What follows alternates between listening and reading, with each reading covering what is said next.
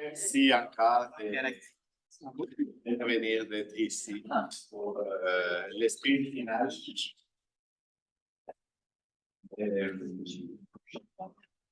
Il y a des personnes qui m'ont demandé, c'est bien que me demandent ça parce qu'ils ont tendance à pas donner attention à tout aspect de l'unité. Et c'est important de vous dire. On va pas finir après 4 heures, c'est sûr que c'est le maximum, 4 heures. Et on va diviser l'après-midi en 2. Et on va faire un retour à partir d'une dynamique collective. Et environ 1 heure. Après, on va se donner une pause de 10-15 minutes. Et on ira avec la présentation de la conférence de fermeture du colloque d'Émilie Morin. Et environ une demi-heure, plus une période de questions, pas d'échange avec elle. Je vais dire aussi 1 heure. Et on prend 5 minutes juste pour dire, on continue. Je revois vite. Je l'ai déjà dit. Je fais la grille. Et pour le retour, bonjour à tout le monde en ligne aussi. Donc, pour le retour,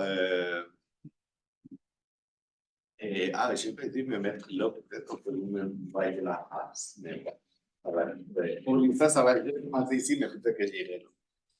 Et pour le retour collectif, ce que je vous propose, c'est que je me suis permis d'aller chercher des choses, des photos en fait, dans le PowerPoint de votre présentation.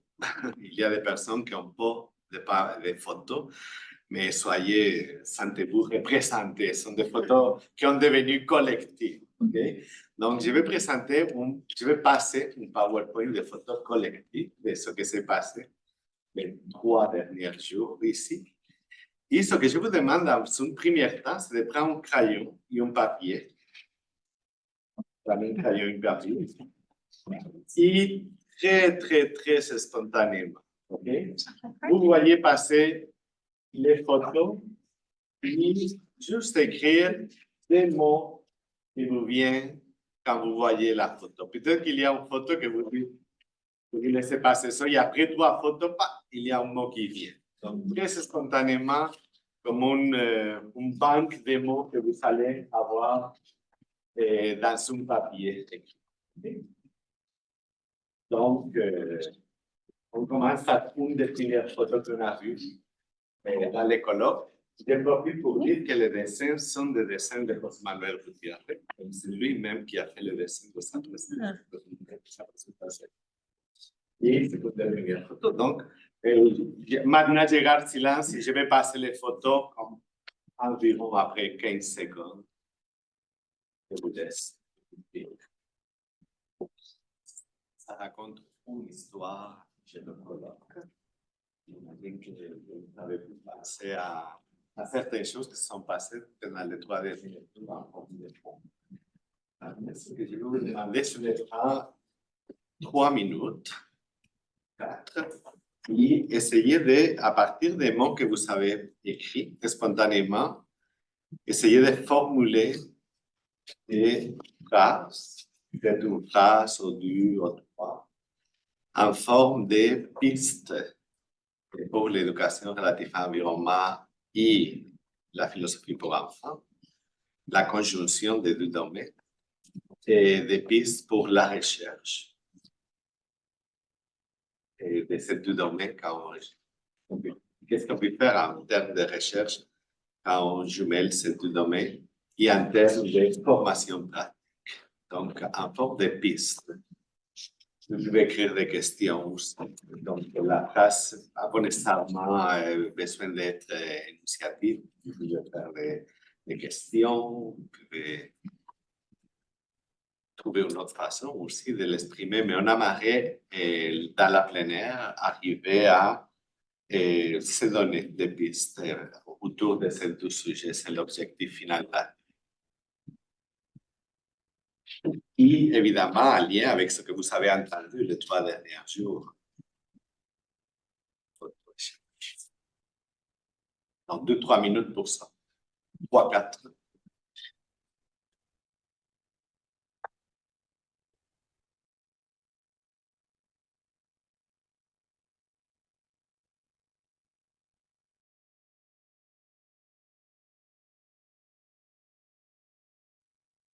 Bon, est-ce qu'on a quelques pistes?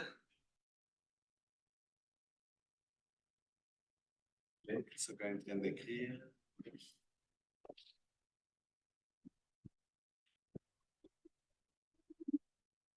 Et maintenant, ce que je vais vous proposer, on va faire 4 groupes ici en salle. Donc, on va faire un groupe Nadia, Charles-Antoine, Alexis et, excuse-moi, rappelle-moi, Catherine et Catherine et Pierre-Loup. Mathieu, Christophe et Alexandre. Je suis arrivé en retard, je comprends. Olivier fait partie du groupe espagnol. Ah, ok. Avec Freya, Janina et Jacinthe. Elle aussi, elle parle très bien espagnol, hein? Ah, Oui. inclus dans l'équipe. Je te laisse choisir. Non, tu fais ce que tu veux. Et les 4 dernières ici. Alors, vous pouvez vous mettre ensemble. Et l'idée, je vais passer pour vous donner un grand papier. Écrivez bien pour que je vous comprenne après. OK, je vais garder ça. Et écrivez les pistes comment. Donc, les pistes pour la pratique quand on travaille en philo et les pistes pour la recherche. Pour les personnes à distance, on a 2 salles et je laisse Samuel, c'est toi qui les lances ou sont eux qui vont? Sont là-dessus? On va faire une équipe de 3 et une équipe de 4. Et Samuel va s'occuper de ça. Mais ici, vous pouvez commencer. Bon, les personnes à distance sont déjà avec nous. Donc, s'il vous plaît. On va faire un petit retour. Et en fait, ce que je vous propose, c'est de faire un tour de parole. Et il y a des personnes, je vois qu'il y a des personnes qui pourraient appuyer la vie, c'est correct. S'il y a quelqu'un qui est maintenant, une personne de l'équipe présente, prends des notes pour me donner un papier après. Ce que je vous propose, c'est le papier peut être écrit en espagnol. Ah non, on dessine. Ça va être en 3 langues. Hein. Et pour les personnes à distance, s'il y a quelqu'un qui prend note pour chaque équipe et vous m'envoyez ça, ça peut je vais l'apprécier. Donc, on va faire un tour de parole. Et je commencerai par une équipe à distance. Je ne sais pas lesquelles. Et c'est qui vous prend faire des porte-parole de son équipe.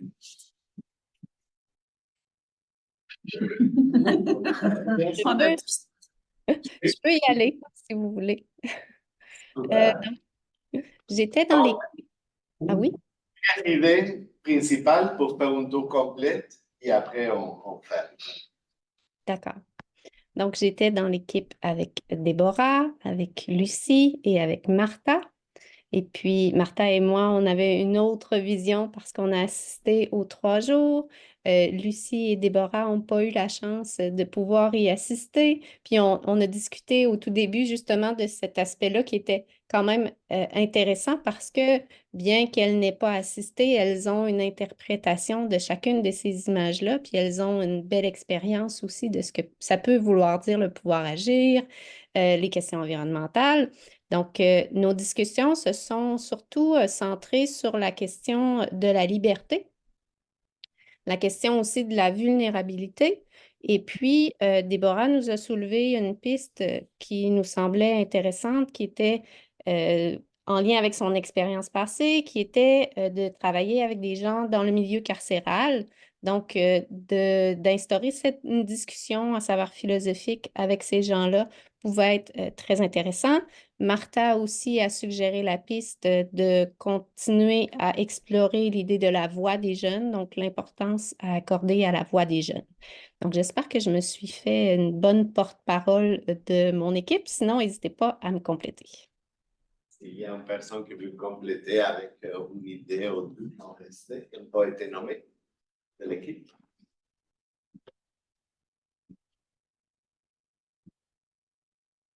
On m'a parlé aussi de pédagodiversité. Oui. J'ai trouvé que c'était un terme intéressant. Si Lucie veut dire un mot là-dessus. Oui, c'est ça. En fait, les images que tu as présentées, Adolfo, permettaient de faire éclater l'une après l'autre différents aspects de la réalité environnementale. Et moi, ça me fait penser à l'image d'un kaléidoscope, tu vois. Le kaléidoscope permet de faire éclater la lumière en forme, en couleur et je me suis dit, ben, c'est un des rôles aussi de la pédagogie, de l'éducation à l'environnement, de permettre justement cette vision multiple, multicolore des réalités environnementales. Donc, peut-être comment est-ce qu'on pourrait travailler à développer une pédagogie kaléidoscopique en éducation à l'environnement pour permettre justement de mettre en lumière les couleurs, les formes, accueillir les émotions du monde finalement. Ça m'amène à une idée qui m'est chère, celle de la pédagodiversité. On parle beaucoup de la biodiversité. Moi, je pense que pour rejoindre justement tous ces publics fragiles et pour rejoindre aussi tous ces publics qui ont quelque chose à dire, ben, éclater la pédagogie. Voilà, une pédagogie kaléidoscopique. Si, je veux dire, on est très content de te voir aujourd'hui. Merci beaucoup d'être là hier, d'autres journées à certains moments et aujourd'hui pour être avec nous. Je souhaite à personne le cauchemar que j'ai vécu quand mon écran tout à coup s'est mis à faire une rotation de 90 degrés, que c'était horrible. Alors, mais quand même, merci pour votre patience hier. Merci, merci. Bon, je reviens à la salle. Est-ce qu'il y a une équipe qui veut prendre la parole pour nous faire part de ce que vous avez discuté? Quelques idées? On peut se faire rapide, je mange. C'est bon? Dans la bienveillance. J'accepte. Nous, on a mis au centre de notre feuille favoriser dans la formation des expériences sensibles pour développer l'intelligence relationnelle en situation, une phrase de Hume. Donc, on a mis autour de ça toute l'idée de la communauté, l'engagement, l'activisme et de voir comment on peut s'assurer que cet engagement-là soit pérennisé. Il y a eu aussi la question des multiperspectivités, donc comment justement profiter de toutes les perspectives en kaléidoscope pour transformer les visions du monde. Et on a aussi discuté de la notion du entre parenthèses, le ressentir ensemble pour toute l'idée de l'expérience puis de la canalisation des émotions pour se transformer finalement.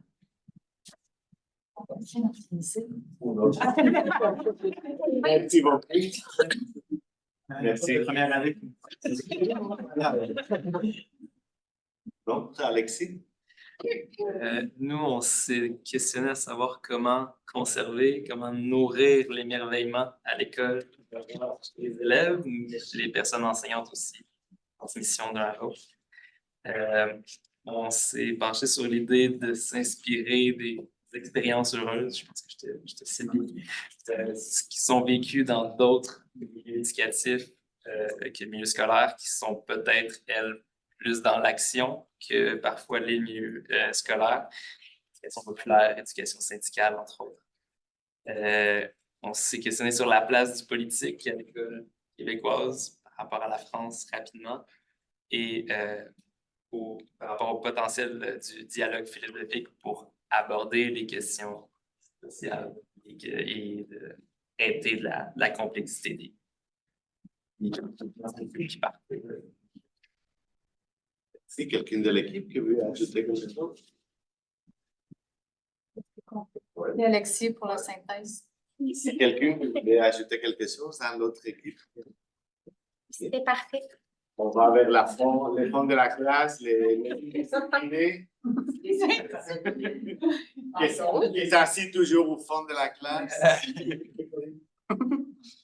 Que juger. Ah, Christophe, il veut y aller, il est toujours, toujours partant pour Expliquer les choses. les choses. On a essayé de voir un peu qu'est-ce qu'on avait vu qui nous semblait être au carrefour de l'éducation à l'environnement, de la philosophie pour enfants, de la théorie de la pratique. Et il y a plusieurs choses qui sont ressorties. L'idée de la place des émotions, proposer une philosophie contemplative, une pédagogie du corps, discuter vraiment de tout l'aspect dialectique pour dépasser les dualismes de notre culture, le multiperspectivisme, l'ancrage, l'idée de non plus représenter le monde, mais présenter le monde. Ça, c'est aussi quelque chose qui nous a marqué. Aussi, quelque chose qui nous semblait aussi commun aux deux mouvements, c'était la question de l'esthétique. L'esthétique à la fois de la rencontre, à la fois de la parole, à la fois de l'environnement. Donc, ça rejoint la notion d'émerveillement dont vous aviez parlé.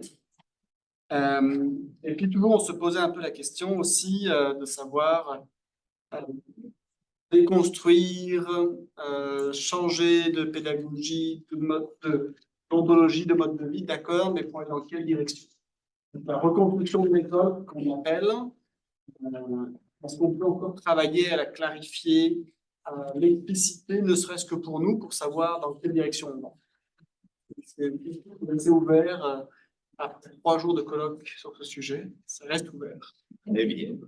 C'est la direction ou la finalité? Excuse-moi, la direction ou la finalité? On sent.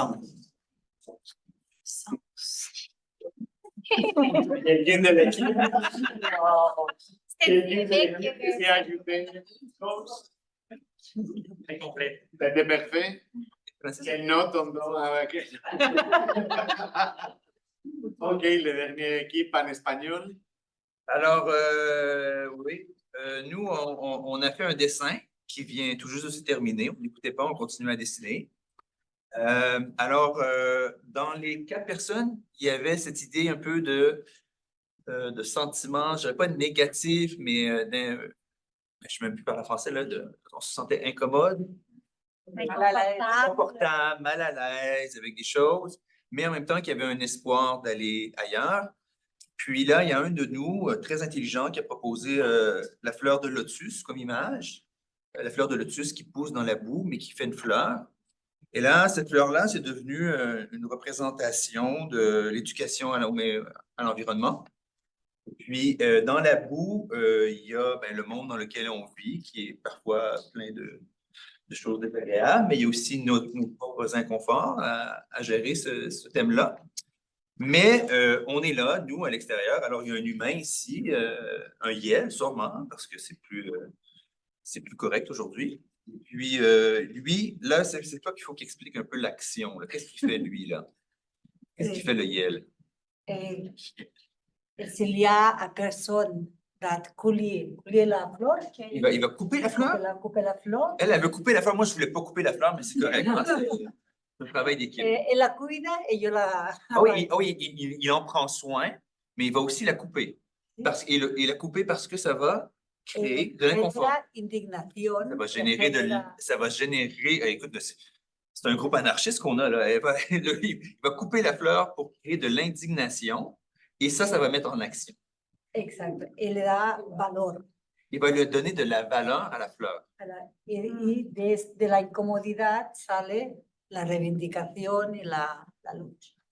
Alors, on va aller couper des fleurs cet après-midi. S'il y a des gens qui veulent se joindre à nous. On va savoir.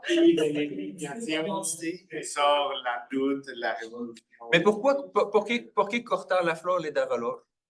No, le da valor si tú ves a alguien que la coge. Ah, En un mundo perfecto nadie coge flores. En un mundo imperfecto ok. la gente coge Y flores. como tú lo ves, eso da valor. Ah, tú coges un- OK. nous C'est pas montre nous qui coupons la fleur, c'est quelqu'un d'autre qui coupe la fleur. Vraiment bien la vulnérabilité de la fleur aussi, tout l'aspect vulnérable. En tout cas, moi, je rajouterais ça peut-être dans d'accueillir notre en vulnérabilité. un mundo utópico Ouais. no hay educación ambiental. Dans un monde utopique, il n'y a pas d'éducation environnementale. Parce qu'il n'y a personne qui coupe la fleur. Mais on n'est pas dans ce monde utopique. Donc, quand on voit couper la fleur, ça donne la valeur à l'éducation ambientale. Non, non, c'est une OK. Est-ce que tu voulais rajouter quelque chose? Ben, c'était ça, je pense, la vulnérabilité de la fleur, mais aussi tout le symbole du lotus, c'est quand même, c'est une fleur spirituelle aussi, c'est une fleur dans le bouddhisme, la présence attentive, la sensibilité. Moi, je trouve que ça ramenait un peu ces thèmes-là aussi qui sont quand même au cœur, puis qu'on rajoute encore plus de valeur à cette fleur-là, tu sais, si tu l'enlèves, la violence qu'on peut se faire aussi en n'étant pas sensible en relation à l'autre. C'est toi qui as eu l'idée de la fleur. Non, non, c'est pas moi. Moi, je l'ai juste accueilli. Puis, C'est une œuvre qui n'en finit plus de ressortir le sens. Je pense que ça devrait aller. On va devenir Keeps on giving. de l'autre groupe qui est formé par 2 personnes. Est-ce que vous voulez nous raconter juste depuis votre réflexion à quelque chose?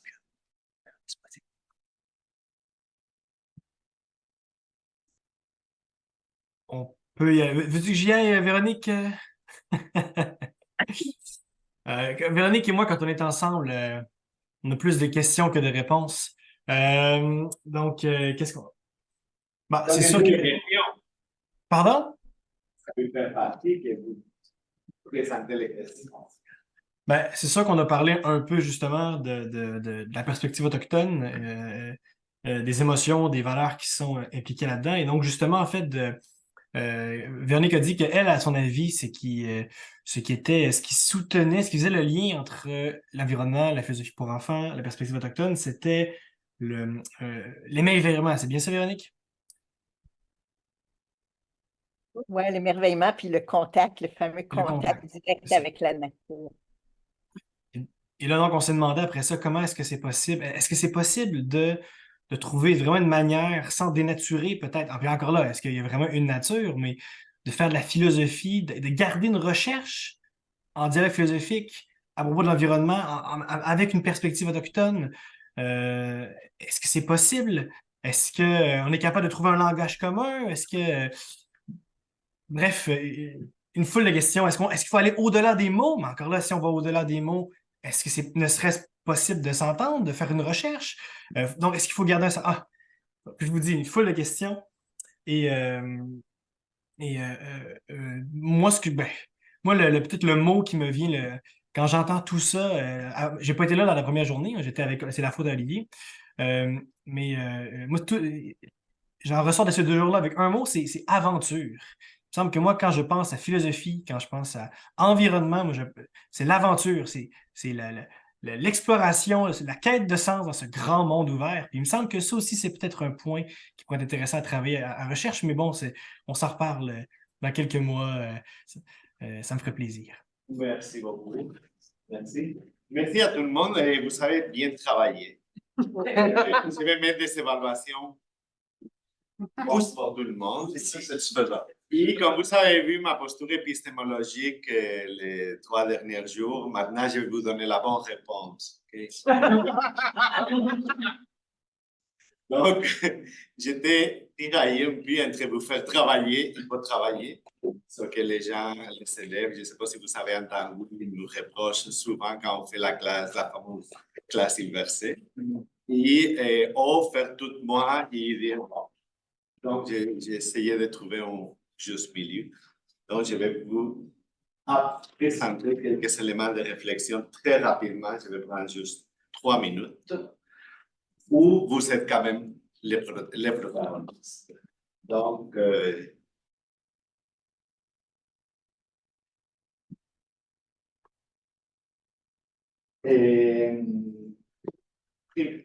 la première diapo, on va avoir des éléments que moi j'ai trouvé dans les discours qu'on doit considérer dans le point de départ. Donc, considérer les obstacles pour les surmonter, ça fait partie de la présentation de Nadia Boutry qui a fait ce travail d'intersection entre les obstacles de la philo pour l'enfant et l'éducation relative à l'environnement.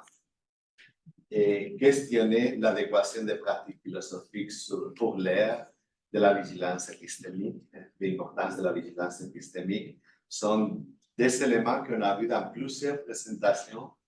Donc, Alexandra nous parlait de vices épistémiques et dans la présentation de Marion, Marie, Agathe et Pénélope, on a vu qu'il nous donnait avancer une éthique brillante, le discernement de l'appréciation, une éthique du développement de la pensée, de la conscience relationnelle.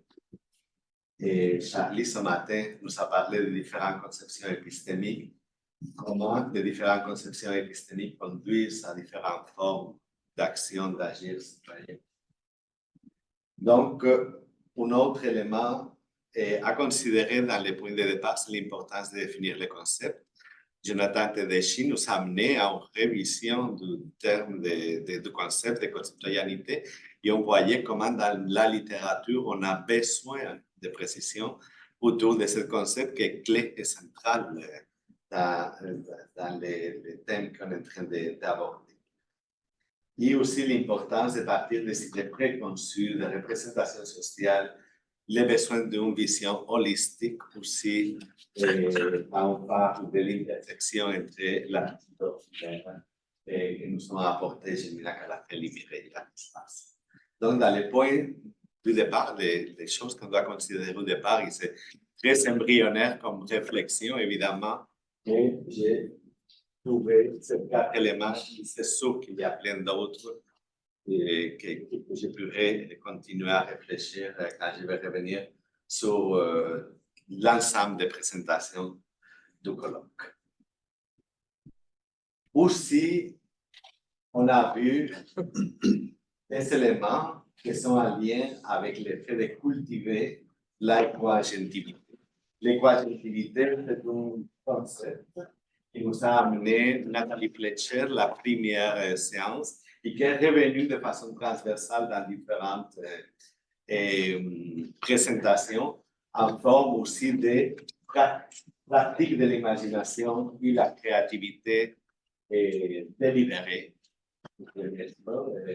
et comme principe, et oser être créatif, oser imaginer, oser se lancer.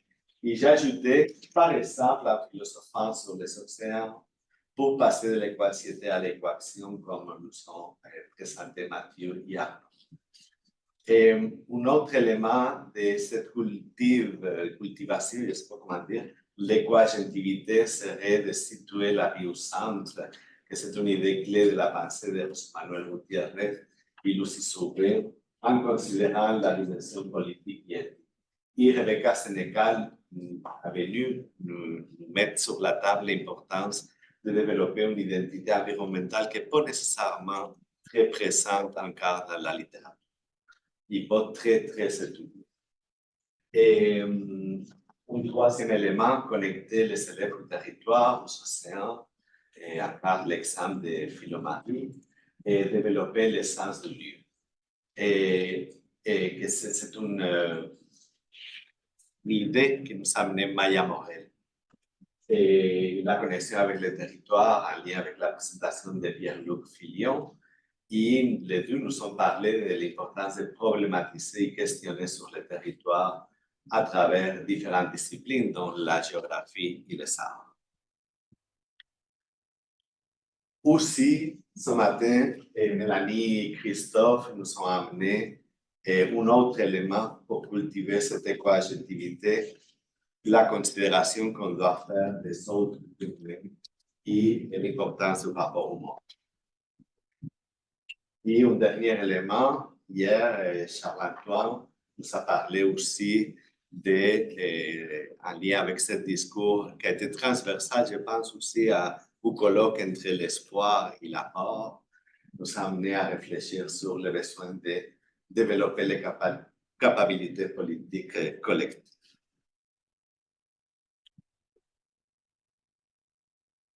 Un autre élément qui a été transversal, c'était la question des émotions. On l'a vu dans plusieurs présentations, notamment la présentation des Frissons et Jasmine. Et on parlait de l'empathie intersubjective et de cultiver la fraternité. Cultiver l'émerveillement aussi, en lien avec les 8 merveilles de l'expérience humaine que nous parlait Maxime Facto, en lien avec plusieurs personnes importantes de la pensée scientifique et la pensée qui influençait le développement du savoir en l'éducation relative à l'environnement. Et aussi qui Simplice nous amenait à nous questionner sur la place de l'apport, sur la place de l'espoir, et aussi en lien avec le développement de notre élément de responsabilité dans la prise de décision. Donc, il y a une question qui flotte dans l'ambiance. Quelle place depuis la première journée? Quelle place pour l'espoir? Quelle place pour l'apport dans le discours éthique et écosocial? Et nous parler aussi de la force de l'anticipation comme préalable à la création. Donc, un peu sont les éléments que j'ai fait ressortir, mais je pense qu'il me manque. À quelque part, il manque un diapo. Ah non, non, c'est bien. Et non, en fait, quand j'ai vu le lien avec la présentation de Simplice, ça me fait penser qu'il y a un lien aussi avec le premier élément que j'ai nommé de pratiquer l'imagination et la créativité. Dans les présentations de Nathalie, de Maria del Carmen, de Sabrina, de Martha. Et ça m'a fait penser que ce sont 2 éléments quand même, le premier et le dernier, qui sont très, très connus. Donc, un peu rapidement, c'est ça que j'ai commencé à voir de l'ensemble de 3 jours. Évidemment, ça va évoluer, ça va prendre forme finalement. Ce sont juste quelques éléments pour ajouter à votre réflexion commune. Et j'aimerais dire que la dynamique que j'utilisais des photos, je l'aurais pu utiliser de plein de façons. J'aurais pu partir une communauté de recherche, j'aurais pu partir plein de choses en classe. L'essence aujourd'hui, c'était de faire une fermeture de colloque. J'ai trouvé que la façon d'utiliser aujourd'hui, c'était de cette façon plus cumulative à partir des opinions de chacun et avec autant d'échanges entre les différents groupes, mais en petits groupes. Et ça va être une dynamique et ça va me permettre, en fait, ce que j'ai créé en même temps, si vous me permettez d'utiliser les photos, je vais vous demander la permission par écrit, peut-être, au sourd.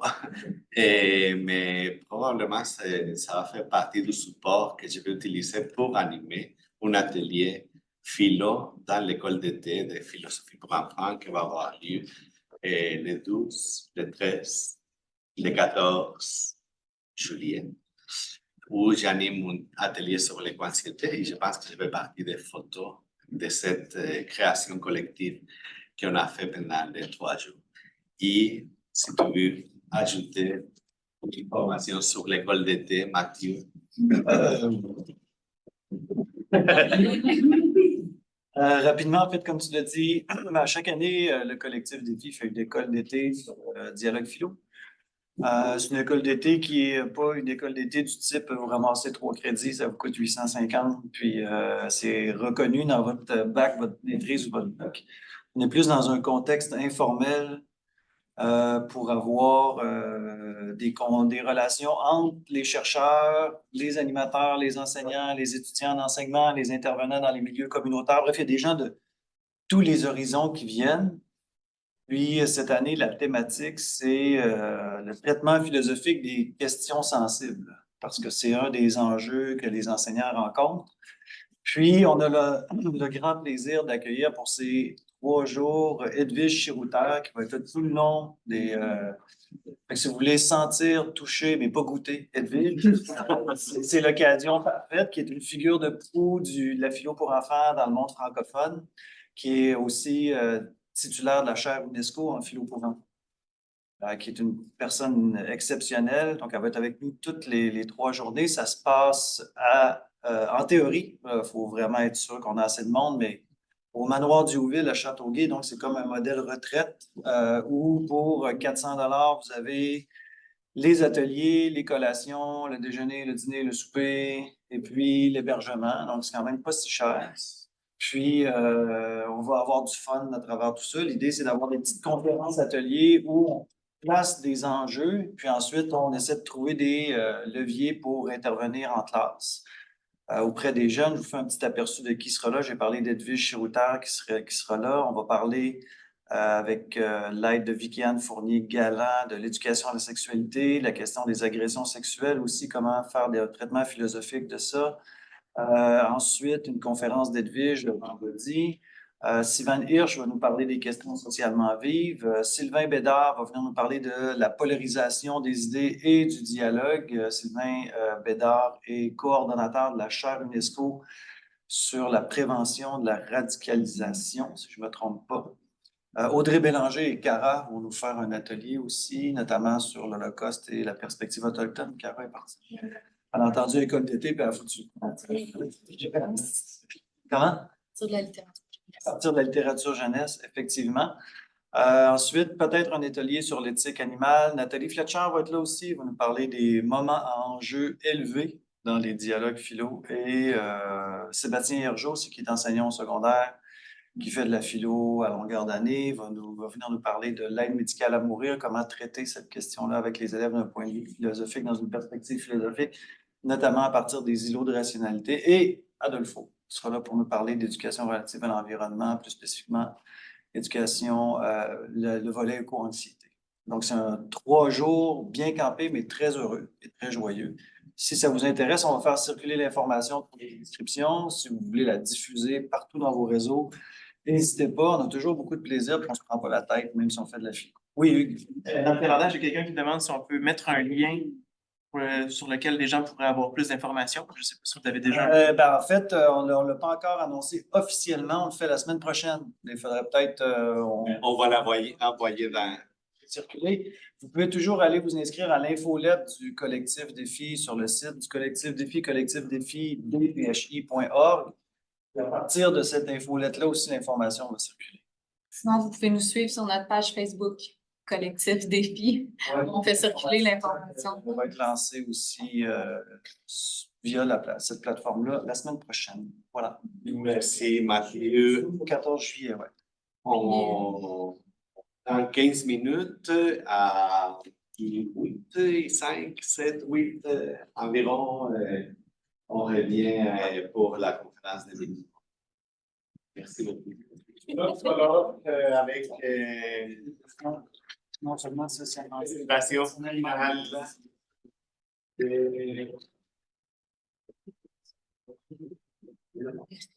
Ma chère collègue.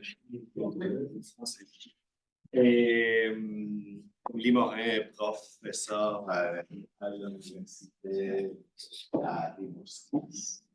J'imagine que c'est clair maintenant qu'on voit ta photo de présentation. C'est chez toi. Et donc, moi, comme j'ai parlé ce matin, j'ai connu en contexte, mais notamment à travers les projets qu'elle a menés en 2022-2023 sur l'éducation relative au changement climatique pour créer un parcours de combattre possible. Et comme j'ai vu ce matin, c'est un plaisir de travailler avec elle, la connaître comme personne. Et c'est une des raisons. Et les relations qu'on fait avec les collègues, c'est sans doute les raisons qu'on fait avec des collègues comme Émilie Morin. Et c'est une des raisons principales, sinon la plus importante, pour apprécier notre métier, finalement. Donc, merci Émilie d'être ici aujourd'hui avec nous, d'être dans notre vie, dans ma vie professionnelle. Et je te remercie énormément. Et quand j'ai commencé à créer, à penser les programmes, et s'il y avait une chose qui était claire, c'est qu'Émilie Morin fermer les colloques. Donc, merci beaucoup pour avoir accepté, parce que tu vas nous laisser un très bon, avec ta voix et avec la voix des jeunes que tu portes de façon exemplaire. Merci. Merci. Merci beaucoup, Adolfo. C'est vraiment réciproque. Je me souviens, on s'est rencontrés à un sommet jeunesse sur les changements climatiques il y a de cela quelques années. Puis déjà, je savais que nos chemins allaient rester les mêmes pour un petit bout. Donc, merci beaucoup. Merci. En fait, je sais que ma présence pour la conférence finale est surtout en lien au fait que j'ai dit à Adolfo, ben, j'ai plus de chances d'être présente si tu me mets à la fin. Beaucoup plus que pour d'autres raisons, parce que je me sens vraiment imposteur de terminer le colloque. J'ai trouvé vraiment l'ensemble des présentations tellement intéressantes. Donc, c'est seulement une petite pierre là, que je viens ajouter bien humblement. Donc, voici la présentation que je vais faire. Mais avant, je vais faire quelques mises en garde. D'abord, la première, c'est vous dire que je m'intéresse surtout à l'éducation formelle. Puis, on a bien vu là, pendant les 3 jours que l'éducation formelle, ce n'est pas quelque chose qui est suffisant. Hein. Quand on parle d'éducation de manière générale, on doit penser aussi beaucoup plus largement. Je m'intéresse aussi principalement au primaire parce qu'à la base, je suis enseignante au primaire, mais aussi au secondaire. Donc, dans le cadre de mes études plus récentes, là, je me suis intéressée au secondaire. Je sais que ce n'est pas suffisant non plus. On doit aussi penser l'éducation pour d'autres personnes, entre autres les adultes et les générations plus âgées, d'autres personnes plus vulnérables. Une autre mise en garde, c'est que je m'intéresse surtout à la question de la crise climatique, sachant qu'il existe d'autres crises qui sont aussi tout aussi importantes. Puis finalement, la dernière mise en garde, c'est que c'est une interprétation que je vous propose aujourd'hui autour de certains concepts, autour de certains résultats. Donc, je ne prétends vraiment pas faire le tour des questions. Puis aussi, je suis socio-constructiviste, donc c'est pour ça que je tiens à vous dire que c'est une interprétation que je vous présente. Donc, on a soulevé pendant les 3 derniers jours le fait que l'éducation représente une voie qui est incontournable pour faire face à la question des changements climatiques. J'ai décidé de vous l'illustrer d'une façon plutôt en dehors de mon champ habituel qui est plutôt qualitatif. Je vous explique, c'est qu'il m'arrive encore aujourd'hui de devoir travailler de manière interdisciplinaire avec des chercheurs, entre autres en sciences de la nature. Puis je me retrouve, puis je sais que Geneviève est là aussi dans la salle à distance, puis elle va comprendre ce que je veux dire, à devoir justifier que oui, l'éducation, c'est pertinent pour faire face au changement climatique.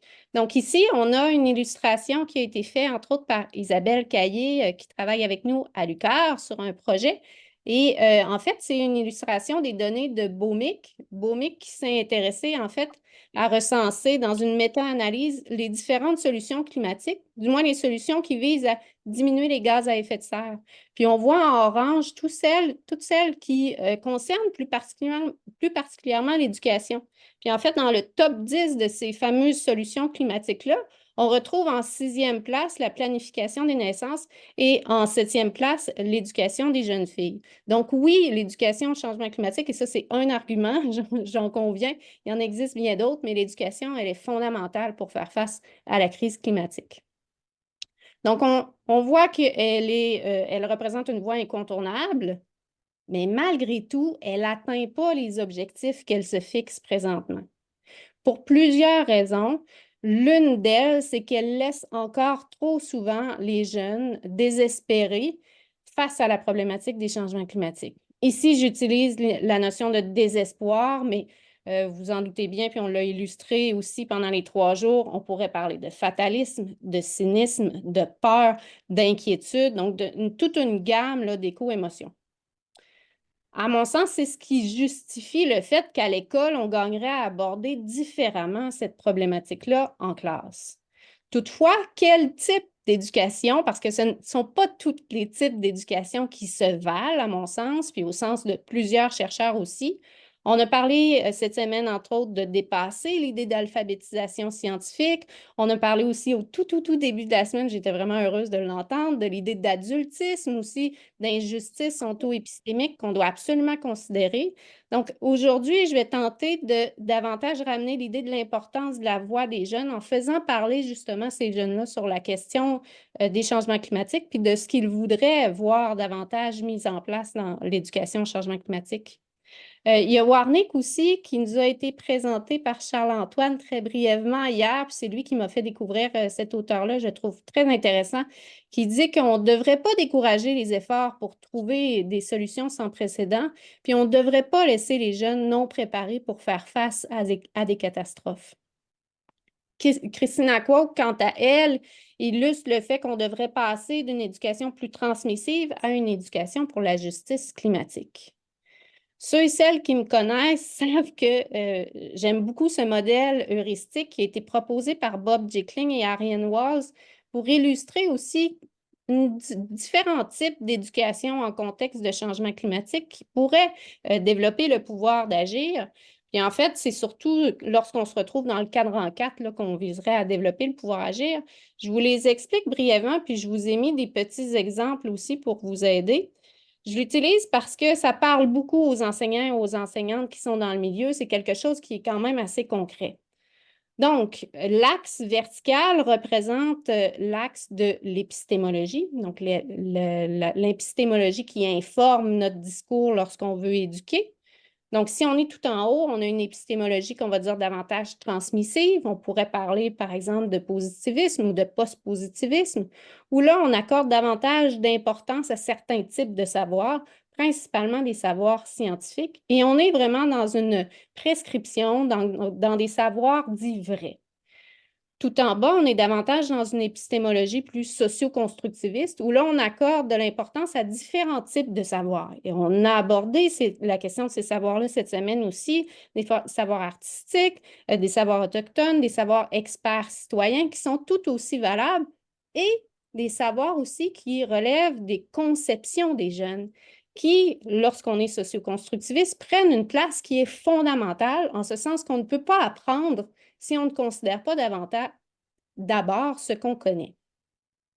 Ensuite, on a l'axe qui est horizontal, qui est l'axe de la visée sociale de cette éducation-là.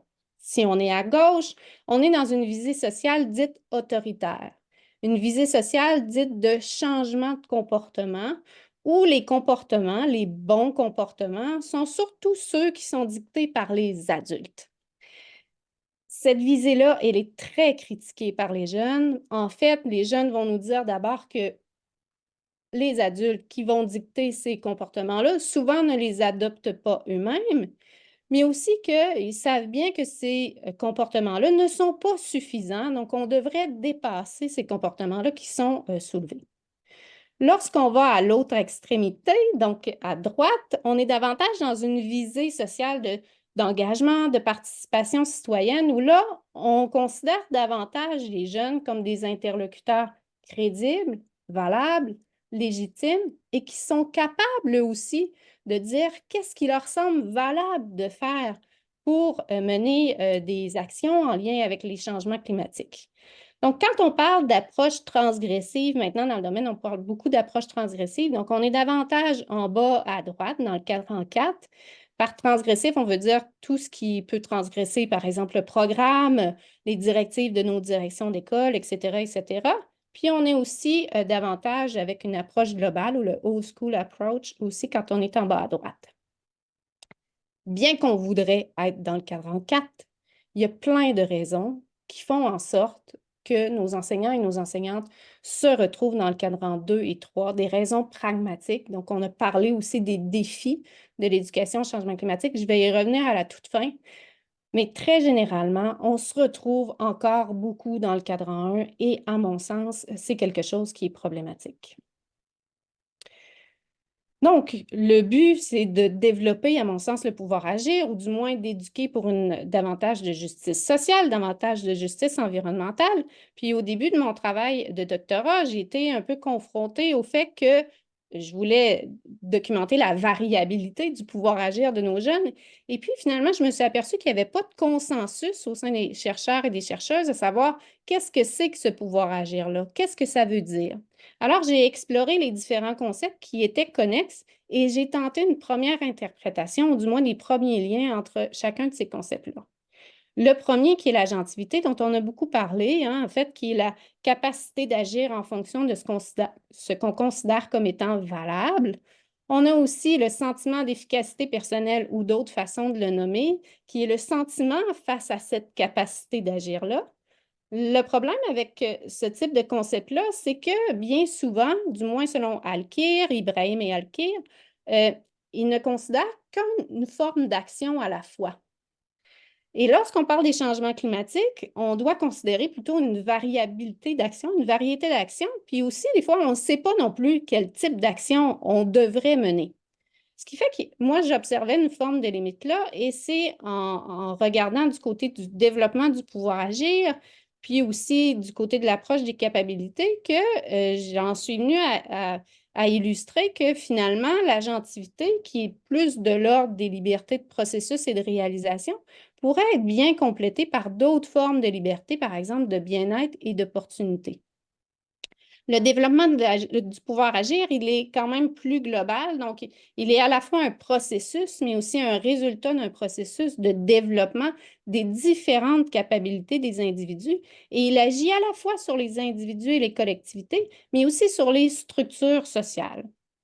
Donc, ce qui m'intéressait, c'est ce qui chapeautait tout ça, c'est le sentiment que l'on peut avoir face au pouvoir agir et donc face aux différentes formes de liberté qu'on devrait nécessairement avoir. Pour arriver à le documenter, donc, je me suis intéressée aux jeunes de la fin du secondaire. J'ai réalisé quelques entretiens de groupe, donc 10, avec 29 jeunes. Donc, ce n'est pas un gros corpus. J'ai essayé d'y aller vraiment avec une définition très précise jusqu'à saturation théorique là, des propos des jeunes. Donc, c'était une recherche qualitative interprétative. Donc, je vous présente les dimensions du sentiment de pouvoir agir qui sont ressorties de cette analyse thématique-là. Donc, les dimensions, dans le fond, c'est de quoi ça dépend, ce sentiment-là. Puis, je me suis aperçue qu'il y avait à la fois des libertés de bien-être et d'opportunités qui étaient nommées par les jeunes. Donc, ils me parlaient, entre autres, du modèle économique, des ressources financières, de la distribution, de la gestion des ressources matérielles, de leur bien-être, mais aussi de leur place. Donc, la place, par exemple, qu'on leur accorde, ou du moins qu'ils ont l'impression qu'on leur accorde face au contexte légal et juridique, dans les structures sociales de manière générale, en politique, puis aussi dans le contexte scolaire. Ils m'ont parlé aussi davantage de dimensions qui sont en lien avec l'agentivité, donc en lien avec des processus, des réalisations, l'idée de responsabilité à eux, mais aussi les responsabilités des autres, leur capacité d'agir, de quoi elle dépend, l'idée de choix ou l'absence de choix ou l'inconscience d'un choix, le contrôle qu'ils ont sur leurs actions, l'action en elle-même, qu'elle soit réalisée ou non par eux ou non, les résultats, qu'ils soient absents ou présents, puis la réflexivité et l'introspection. Donc, aujourd'hui, je vous présente ceux qui sont davantage en vert, là, la place qu'on leur accorde, parce que, à mon avis, c'est ce qui était davantage près du sujet du colloque, puis de la voix des jeunes, donc de la voix qu'on leur accorde. En bas de la place des jeunes dans les structures sociales, ce que vous allez voir, en fait, là, qui est plus petit, en minuscule, ce sont les sous-thèmes qui ressortent de l'analyse. Donc, nos jeunes nous parlent de leur place dans les structures sociales de cette façon-ci. Selon eux, on n'apprend rien encore. On n'a pas d'expérience. Mais dans le fond, c'est nous qui sommes les plus sensibilisés. Je trouve ça ironique. Je trouve ça injuste et plutôt paradoxal de nous considérer comme moins crédibles, compte tenu du fait que nous allons nous ramasser avec toutes les prises de décision plus tard. Ça va être trop tard pour nous d'agir face au changement climatique quand on va avoir les moyens et la légitimité de le faire. Donc, les jeunes ont soulevé à de nombreuses reprises l'idée que ils sont, à leur sens, ceux qui ont le plus entendu parler de la question des changements climatiques, que ce soit à l'école ou à l'extérieur de l'école. Ils se considèrent ainsi comme étant plus sensibilisés et pourtant, ils sont aussi considérés par les autres comme étant moins crédibles, moins légitimes. Donc, pour eux, ils vivent une grande injustice épistémique. Quand ils me parlent du contexte politique, et c'était vraiment très, très beau de les entendre parler de politique, ils m'ont beaucoup surpris par leurs propos, ils me disent « Je fais partie de la consultation jeunesse de ma MRC et je m'implique en politique partisane au fédéral. Je m'implique à la fois parce que je me sens bien, mais aussi parce que je sens que j'ai un pouvoir pour contribuer à notre avenir, mais aussi parce que ça me rend heureux. C'est ça que j'aime. Pour me sentir capable d'agir, j'aimerais avoir le droit de vote. C'est de la volonté politique qui nous manque aussi. Ce n'est pas nous qui l'avons élu, la CAQ.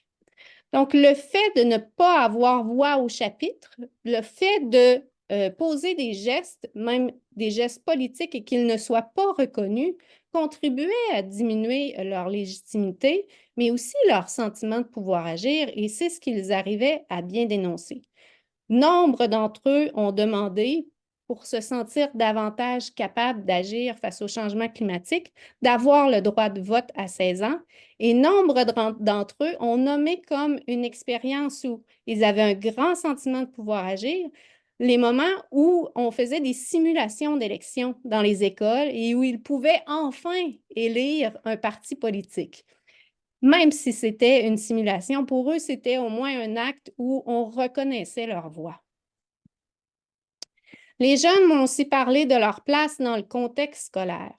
Le prochain extrait, je le place à chaque fois que je fais une présentation orale parce que je le trouve vraiment fondamental. Pour moi, il veut dire beaucoup, beaucoup de choses. On m'a donné la responsabilité d'un gros projet environnemental à mon école. J'avais souvent des décisions à prendre, puis je ne savais pas trop ce qu'il fallait que je fasse. On m'a donné une seule instruction. Tu fais ce que tu veux. Quand on te dit de faire ce que tu veux parce qu'on a confiance en toi, il n'y a pas plus grand pouvoir d'action que ça. Ça fait que tu es débrouillard, tu es autonome, tu es responsable de ce que tu fais. C'est sûr que tu es fier de toi. Mais en même temps, ça donne une certaine confiance en soi parce que tu te dis que si on t'accorde ce pouvoir-là, c'est que tu es capable de gérer ça. J'étais contente parce qu'il faut croire que je ne suis pas si mauvaise que ça. Il faut croire que les humains voient que je suis capable d'aller loin. C'est comme s'ils voyaient quelque chose de spécial en moi. Donc, cette citation que je trouve très belle nous illustre à quel point le fait qu'on ait fait confiance à cet élève-là lui a donné un pouvoir à agir, et non pas que face au changement climatique, puis c'est elle-même qui l'a dit, mais face à différents moments dans sa vie où elle se souvient qu'on est capable de lui faire confiance. Malheureusement, ce n'est pas tous les élèves qui ont la même expérience. Un autre va dire « À l'école, tu es comme dans un petit moule, puis tu te moules. À l'école, tu ne peux pas. » Ça bloque un peu la liberté de chacun. Il nous parle beaucoup des changements climatiques, mais ça ne vient pas nous montrer qu'on est capable de faire quelque chose. Il nous donne des examens sur les changements climatiques. On peut se demander s'ils veulent qu'on prenne le sujet vraiment au sérieux. Donc ici, il faut comprendre que le contexte dans lequel j'ai réalisé les entretiens, j'étais pré-pandémie, donc c'était au printemps 2019, et j'étais au moment où il y avait véritablement des manifestations intenses dans les rues, menées surtout par les jeunes, mais c'était aussi le moment de l'année où les jeunes de secondaire 5 que j'interviewais avaient leur examen du ministère de français, et cette année-là, le ministère de l'Éducation avait choisi l'adaptation face au changement climatique comme sujet d'écriture. Ils l'ont dénoncé à de nombreuses reprises pendant les entretiens. Si je fais un résumé de ce que les jeunes me disent qui encourage leur sentiment de pouvoir agir et ce qui le diminue, voici ce qu'on retrouve. Je vais m'attarder surtout à ce que j'ai encerclé qui correspond davantage à ce qu'on a discuté dans le colloque. Donc, les jeunes m'ont dit le fait de se sentir bien, important, libre, égal aux autres, contribue à augmenter leur sentiment de pouvoir agir. Le fait d'être entendu, d'être fier, d'être soutenu, ou le fait d'être un adulte contribue à augmenter notre sentiment de pouvoir agir. Ils me disent avoir besoin aussi de force mentale, de capacité, de moyens, de ressources, de possibilités offertes, de créativité, de volonté, de confiance réciproque, de support des autres, de cours d'environnement, d'un leader qui est à suivre, d'un problème à résoudre, d'un mouvement social, d'un but commun. Ils ont besoin d'espoir, d'influence, d'empathie et ils ont besoin aussi d'être dans l'action, chose qu'ils ne font vraiment pas suffisamment à l'école. Au contraire, ce qui va contribuer à diminuer leur sentiment de pouvoir agir, on a le fait de sentir qu'ils ont peur, de sentir qu'on ne peut rien faire, de sentir l'urgence. Donc, on peut là observer comment, par exemple, on parle beaucoup des changements climatiques dans les médias et dans les écoles et se poser la question à savoir, est-ce que ce qu'on veut, c'est augmenter le sentiment de pouvoir agir ou le diminuer? Il nous parle aussi de l'absence de choix, de l'absence de possibilité de prise de décision pour eux, jeunes, et l'absence de bien-être qui contribue à diminuer leur sentiment de pouvoir agir. Mis à part ces dimensions-là, ce que je voulais ressortir au bout du compte, ce sont des conditions favorables au développement du sentiment de pouvoir agir qui pourraient être mises en place dans nos écoles au Québec, principalement dans nos écoles secondaires. Je ne vous mets pas l'ensemble des conditions, elles sont dans la thèse, mais ici, je les ai regroupées en 4 grandes catégories. Celles qui nous intéressaient davantage, je pense, dans les 3 jours, celles dont on a parlé, mais les autres, on y a touché un petit peu aussi, c'est les jeunes comme étant des interlocutrices, interlocuteurs valables, crédibles, légitimes. Mais le fait d'avoir des modèles d'engagement de toutes les générations, pour eux, est vraiment central, entre autres parce qu'ils parlent beaucoup du « les » ou du « eux ». Hein? Ce sont les adultes, les personnes plus âgées qui n'agissent pas. Ils sont vraiment en manque de modèles d'engagement. Le fait aussi d'avoir des actions collectives qui sont orientées vers le plaisir, la satisfaction, la fierté et le bien-être, pour eux, c'est central. Et l'anticipation d'un avenir viable. Donc, on leur dresse des portraits d'un avenir qui n'est vraiment pas rose. Ils ont véritablement besoin de pouvoir imaginer d'autres possibles. Donc, la pédagogie de l'espoir qui serait aussi une piste intéressante. Je ne pouvais pas m'arrêter là dans la recherche, parce que je me disais, bon, j'ai bien beau, moi, élaborer des conditions favorables au développement du sentiment de pouvoir agir, mais je sais bien que même si je les nomme à mes futurs enseignants ou même si je les nomme aux gens qui sont dans le milieu de l'éducation, il y a peut-être bien des contraintes qui font en sorte qu'ils ne sont pas capables de les mettre en place. Donc, je me devais absolument d'aller interroger les personnes enseignantes pour avoir leur version de l'histoire aussi. Donc, ce que j'ai fait avec la collaboration de la Fondation Monique Fitzbach, c'est que je suis allée interroger des enseignants et enseignantes du primaire et du secondaire, mais pas que. Il y avait des gens du milieu non formel aussi qui s'immisçaient dans mes entretiens. Encore une fois, c'est un petit nombre, donc j'ai essayé d'y aller vraiment sur la qualité et l'ensemble des énoncés, puis une analyse détaillée. Donc, on était en 8 entretiens de groupe semi-dirigés dans 8 écoles du Québec avec une grande variabilité. Les personnes enseignantes m'ont parlé de différents thèmes ici, de leurs sentiments au regard des changements climatiques, la perception qu'ils ont aussi du sentiment des jeunes, ce qui leur semble nécessaire pour agir, les défis qu'ils voient qui sont liés à la lutte contre les changements climatiques, leurs pratiques éducatives, mais aussi les défis de l'éducation en contexte de changement climatique, des suggestions qu'ils auraient à nous faire, leurs besoins en termes de formation. Puis aussi le soutien et la reconnaissance qu'ils ont ou qu'ils n'ont pas. Donc, c'est les thématiques qui sont ressorties de l'analyse. Puis, je vais simplement vous parler des perceptions qu'ils ont, des sentiments des jeunes, donc comment eux, ils voient les jeunes, comment ils se sentent, puis aussi les différents défis pour faire écho à une présentation qu'on a eue plus tôt cette semaine. En gros, je vous dirais que, et là, il y a vraiment un beau paradoxe, puis c'était une analyse très exploratoire, puis je pense que ça vaudrait vraiment la peine de fouiller cette question-là. Les jeunes, de manière générale, disent que les adultes ont plus de pouvoir qu'eux, pour différentes raisons, entre autres parce qu'ils ont davantage à leur sens de capacité. Les enseignants disent que les jeunes ont beaucoup de pouvoir et souvent disent qu'eux-mêmes n'en ont pas.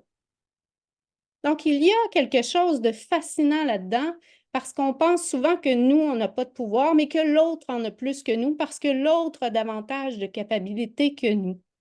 Donc, ça, je trouve ça vraiment intéressant. Puis, c'est drôle de penser que les enseignants et les jeunes passent autant de temps ensemble, hein. Ils passent des journées ensemble, mais il y a une espèce de manque de dialogue, puis un manque de dialogue qui n'est pas de la faute ni de l'enseignant ni des jeunes, mais d'un système là, qui est très déficient.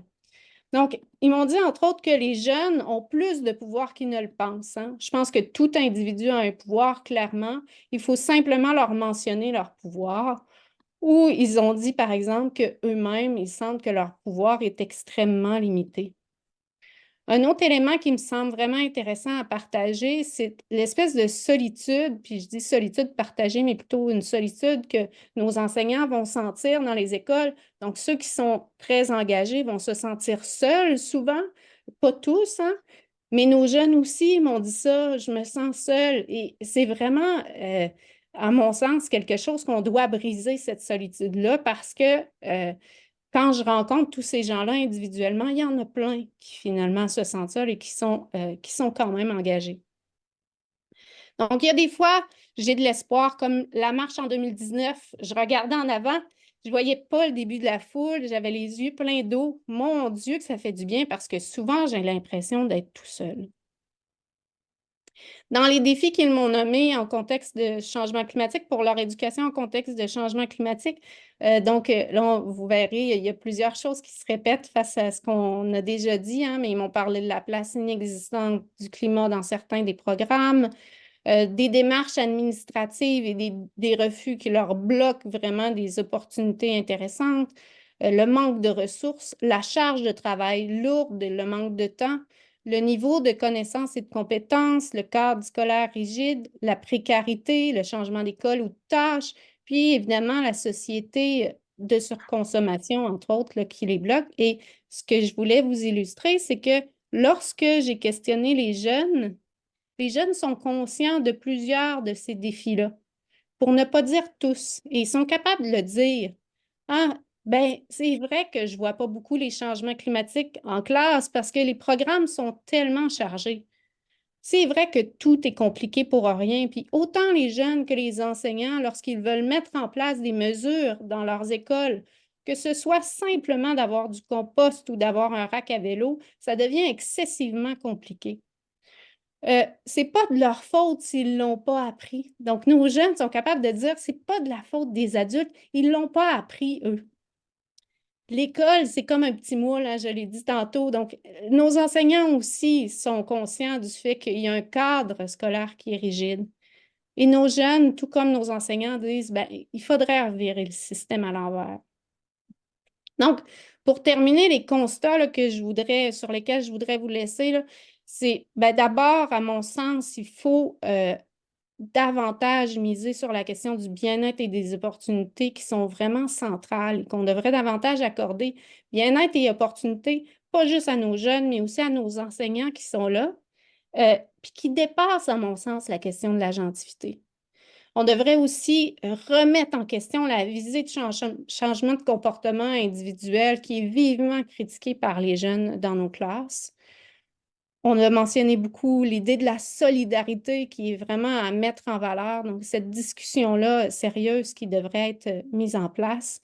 Et on doit placer la formation des personnes enseignantes en éducation au contexte de changement climatique au centre de nos préoccupations universitaires. Et mon Dieu que c'est difficile. Donc voilà, je voulais vous laisser sur cette conclusion-là.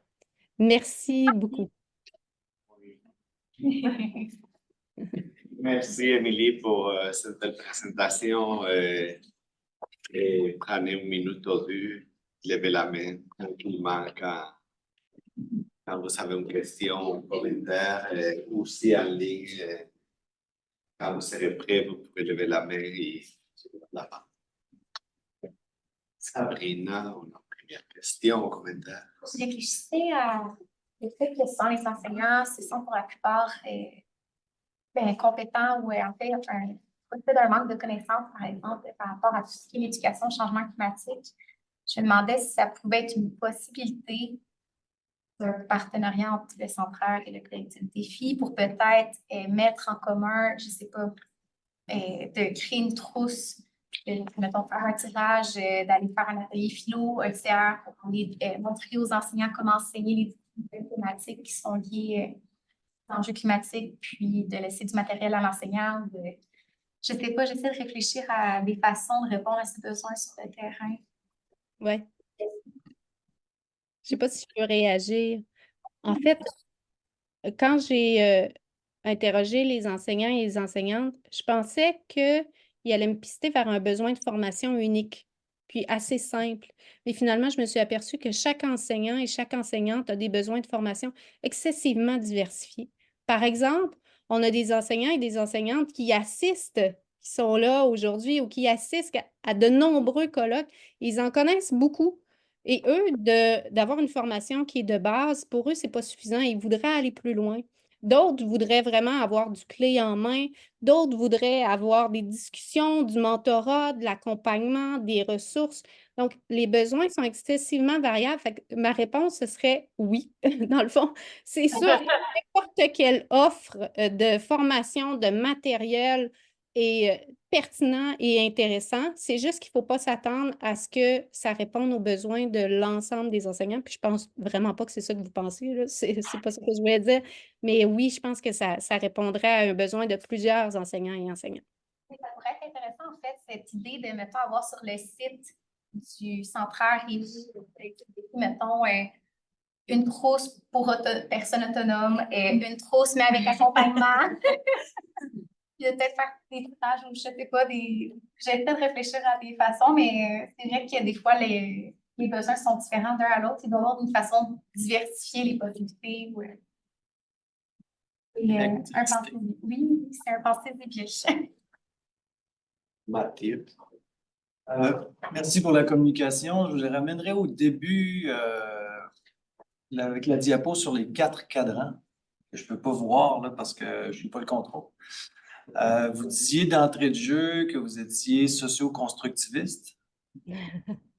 Et puis, quand on regarde le cadran, Oups, le 4e cadran, il faudrait peut-être que je me connecte sur Zoom aussi parce que, en fait, ma question, c'est qu'est-ce que vous répondez? Parce que dans la foulée des courants sur les données probantes, l'Institut d'excellence, ouais. vous me voyez venir, là?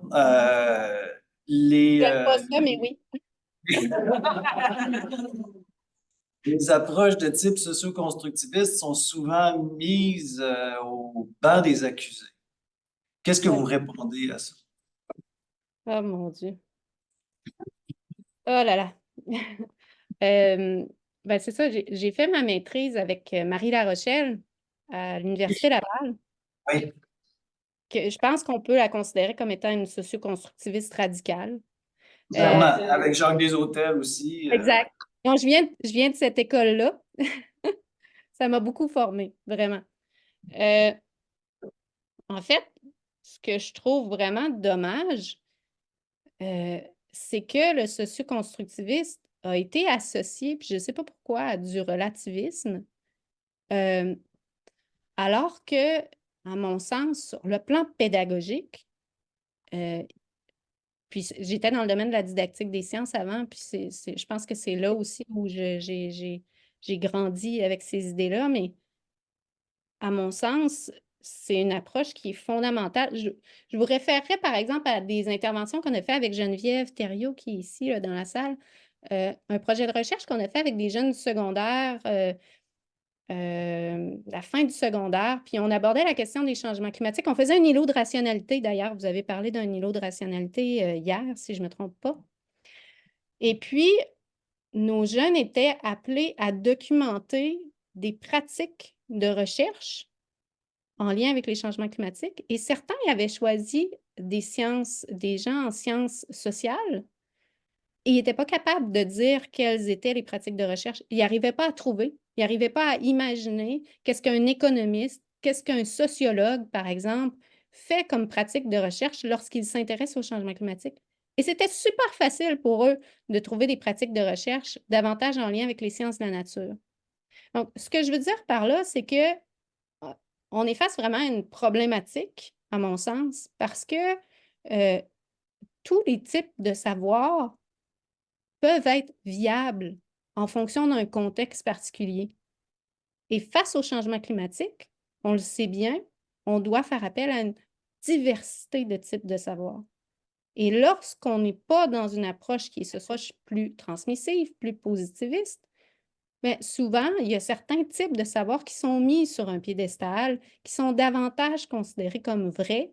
Et en plus, on met de côté les conceptions des jeunes qui sont perçues comme étant moins importantes. Bref, pour moi, il y a quelque chose qui va pas, puis qu'on devrait remettre de l'avant, l'importance, en fait, des différents types de savoirs, des différentes formes de savoir, puis, entre autres, l'importance des savoirs qui sont peut-être pas des sciences de la nature, mais aussi des sciences humaines et sociales, et la diversité aussi, on parlait de diversité tout à l'heure avec Lucie, là, la diversité des formes, des méthodes de recherche qui peuvent être tout aussi valables en fonction du contexte dans lequel ils sont vécus.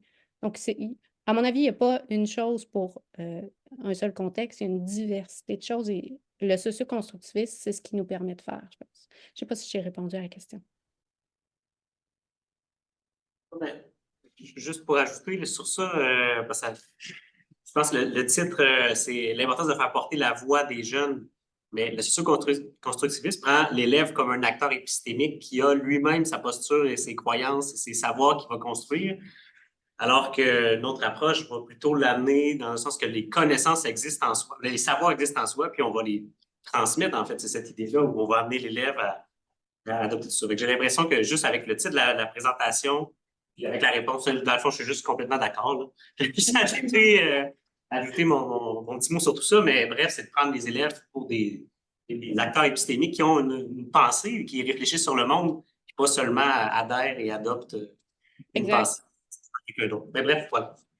Tout à fait. Puis dans le contexte scolaire, en fait, les études ont bien illustré que lorsqu'on ne considère pas les conceptions des jeunes et qu'on leur apprend ce savoir-là, un peu dans une démarche plus transmissive, ben, ils vont conserver le savoir pour l'école, ils vont le mettre dans une case pour l'école et ils vont le recracher à l'examen.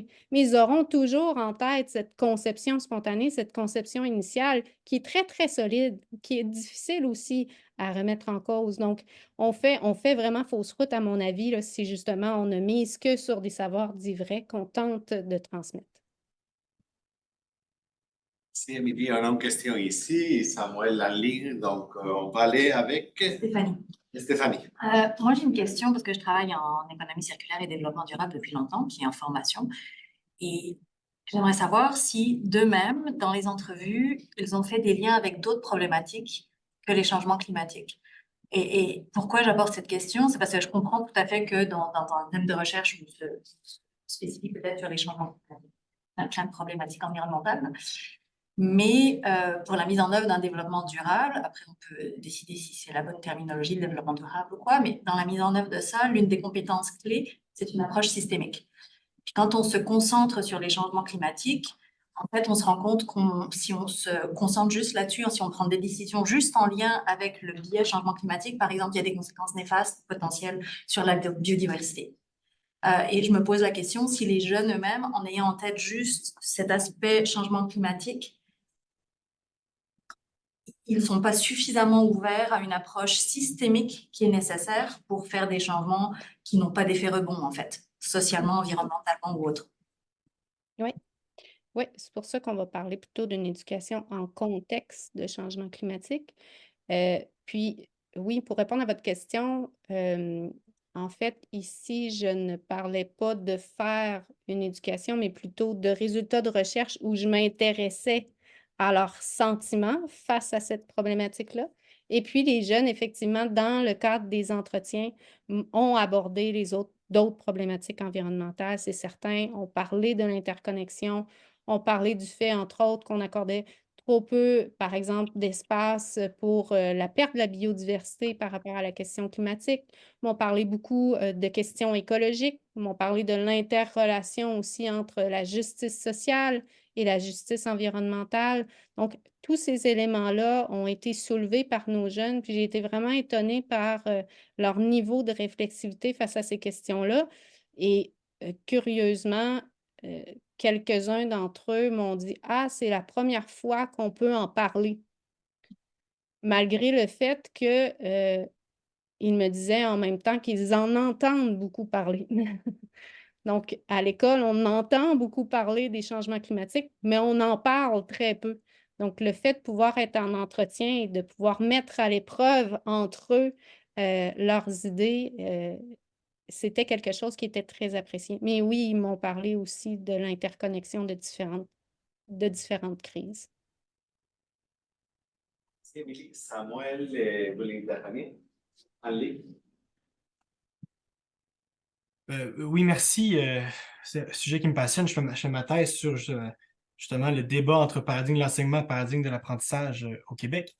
Puis il me semble, tellement de questions, mais qu'est-ce qu'on quelle serait votre réponse à ceux, par exemple, qui disent que, par exemple, l'éducation à l'environnement, c'est même un peu un non-sens parce que c'est attaquer les situations par problème, tu sais, c'est pas travailler, c'est pas enseigner une discipline, c'est entraîner un thème qui est, comment dire, qui est comme faire une demi-formation, on pourrait dire. Tu sais, introduire par la complexité, au fond, c'est leur enseigner une somme d'amalgame de faits utiles, mais qui n'est pas vraiment une formation. Puis il y a certaines personnes, notamment aussi, qui disent que les jeunes ne devraient pas avoir quelque chose à dire à propos de ce qu'est leur réussite, parce que le but, c'est qu'ils doivent atteindre on va dire, la norme sociale qui est la réussite. Puis, tu sais, ces gens-là s'appuient parfois beaucoup sur Hannah Arendt, hein, qui dit que le monde ne doit pas enseigner l'art de vivre, mais plutôt on doit dire ce qu'est le monde. Fait que, tout ça fait un système. Je ne sais pas qu'est-ce que vous auriez à leur répondre. Eh mon Dieu. Oui, Oui, je sais que c'est beaucoup. Ouais, C'est peut-être mais même un peu égoïste de ma part, excusez-moi. Non, non, du tout, du tout. Ah non, je suis d'accord. Je trouve ça vraiment intéressant comme réflexion. Puis je dirais que ma réflexion là-dessus n'est pas du tout achevée. Je pense que si on se situe justement dans le modèle heuristique là, qu'on voyait tout à l'heure, si on se situe davantage dans un cadran 4, où on est davantage à l'écoute justement de ce que les jeunes ont à dire, de ce qu'ils considèrent comme étant valable, à mon avis, on sort peut-être aussi de cette catégorisation. D'ailleurs, on est peut-être davantage dans l'idée d'une transdisciplinarité ou du moins d'une interdisciplinarité parce qu'on peut voir les problématiques de manière autre que les cadres que nous, on a imaginés, les adultes, pour enseigner les différentes disciplines. Donc, je pense que c'est vraiment quelque chose de pertinent, d'intéressant, puis qui vaudrait la peine d'être réfléchi, mais malheureusement, je n'y ai pas moi-même réfléchi davantage que ce que je vous dirais maintenant. Merci Samuel, merci Émilie. Oui, Alexandra. Merci beaucoup pour la présentation. J'avais envie de vous demander de peut-être parler un petit peu de la force mentale. Je me demandais, ça a été un terme que vous avez évoqué, aussi la notion de on nous montre pas ce dont on est capable. Je ne sais pas si vous pourriez un petit peu plus détailler sur ça, comme la force mentale. On dirait que j'essaie de voir comment faire atterrir ça dans nos salles de classe, comment on travaille on dirait que j'ai le concept de résilience aussi qui vient en tête, mais la force mentale par rapport à ce qui s'en vient et ce qui est déjà là aussi. Oui, oui. Dans Force mentale, je me souviens très bien que les jeunes parlaient entre autres de l'idée de courage. Il nous faut beaucoup de courage pour ne pas reproduire ce qu'on voit maintenant. Il faut beaucoup de courage pour sortir de la norme. Il faut beaucoup de courage aussi pour dénoncer le fait qu'ils se retrouvent entre jeunes aussi, où ils sont en construction d'une identité, où ils ont parfois beaucoup de choses à prouver à leur père. Pour eux, il est vraiment nécessaire d'utiliser ce courage ou cette force mentale-là là, pour agir face à la question climatique. Je sais qu'il y avait d'autres choses, mais vite comme ça, je me souviens plus c'était quoi que j'avais mis dans cette thématique-là de force mentale, mais je sais que le courage y était. Je pense qu'il y avait la bienveillance aussi, il me semble que c'est pas classé là. Puis la deuxième question, c'était quoi? C'était sur les modèles, on ne nous montre pas ce dont on est capable. Puis je me demande un petit peu de quoi ça aurait l'air dans un de nos cours ou dans nos formations de modéliser ça. Et puis là, on va au-delà de l'enseignement explicite, là. C'est comme... Oui. OK. Je ne sais pas si je vais répondre, mais plusieurs jeunes me disaient, à l'école, on nous parle beaucoup, beaucoup des problèmes, mais on nous parle presque jamais des solutions. Donc, c'est sûr que ça leur montre pas qu'ils sont capables de faire quelque chose. Si à répétition, on répète qu'il y a un problème, il y a un problème, il y a un problème, il y a un problème, ça va mal, il est minuit moins une. Mais où sont ces solutions-là? Et pourquoi vous nous parlez toujours des problèmes, mais que si le portrait est si pire que ça, si la crise est si pire que ça, pourquoi on n'est pas déjà dans l'action? Pourquoi on ne profite pas du fait qu'on est ensemble là, pour mettre en place des actions qui seraient profitables? Donc, c'est surtout à ça que ça réfère, le fait qu'on ne nous montre pas qu'on est capable de faire des choses, on fait juste nous illustrer encore et encore la problématique. C'est une dernière question. Ici, à distance. Christophe. C'est une toute petite question, donc c'est petit, mais c'est je m'interroge sur l'association entre le socioconstructivisme et puis ce retour d'appel à la vertu qu'on entend de plus en plus au Québec depuis quelques années, le courage, la bienveillance, l'éthique de la vertu. L'éthique de la vertu, ouais. Est-ce que quelque part, ça ne me semble pas si facile à connecter les deux, donc je ne sais pas comment vous prenez ça en fait. Je ne suis pas certaine de bien comprendre la question. Une petite question. Un peu une question dans le sens où l'éthique des vertus postule l'idée qu'il y a des vertus qui appartiennent au caractère des personnes et qu'il suffirait de l'exprimer pour l'actualiser. Quelque part, ça vient vraiment à rebours de l'idée du socioconstructivisme qui fait du partage entre les pairs, l'idée qu'on va transformer peu à peu nos compétences, etc., etc. Donc, il me semble qu'il y a une sorte de deux cadres épistémologiques qui ne fonctionnent pas tout à fait ensemble. Mais je comprends que les jeunes parlent de courage et parlent de bienveillance, etc., de tact, de respect. Ouais. Mais côté recherche, ça me semble moins évident. Ouais. Je pense pas que je pourrais répondre à votre question parce que, en fait, lorsqu'ils ont parlé, entre autres, de courage, mais d'autres, par exemple, formes de vertu, je pense qu'ils le faisaient pour répondre simplement à la question si je pouvais te donner n'importe quoi maintenant pour te sentir capable d'agir face au changement climatique, de quoi aurais-tu besoin? Donc, je ne pense pas que les jeunes eux-mêmes, lorsqu'ils me parlent de courage, font un lien avec l'épistémologie qui informe le discours dans lequel ils baignent au quotidien à l'école. Donc, je pense que c'est deux choses distinctes. Il y a les propos des jeunes, donc ce que les jeunes disent, puis le cadre ou le modèle heuristique vient plutôt expliquer le bain dans lequel ils peuvent être au quotidien, c'est-à-dire comment on pense les actions pédagogiques. Il y a certainement un lien à faire entre les deux, mais je ne serais pas capable de le faire aujourd'hui. Merci. Merci, Émilie. Et merci tout le monde. On a passé 3 jours ensemble et j'avais promis qu'on ne finira pas après 4 heures. Et juste vous remercier encore, autant avant que pendant les colloques, c'est grâce à vous tous. Et moi, je veux souligner juste une chose qui est arrivée pendant les colloques et je retiens. Il y a eu 4 personnes à différents moments qui ont voulu rentrer à la salle pour des moments ponctuels et qui ont demandé la permission parce qu'on dit ici, on se sent comme si on rentre dans une maison, dans une famille sans avoir demandé la permission. Donc, merci d'être ma famille pendant 3 jours. Et une chose très importante que je veux dire aussi, c'est dans l'imperfection de cette colloque, c'était juste parfait.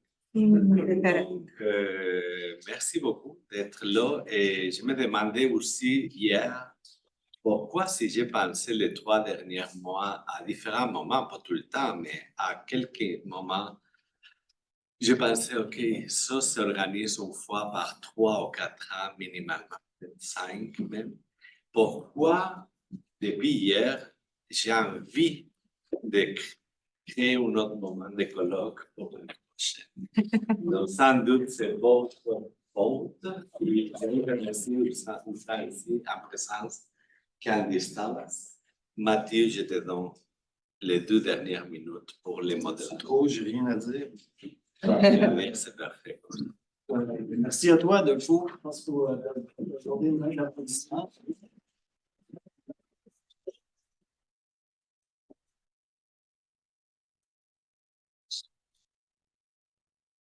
Merci, personne à distance.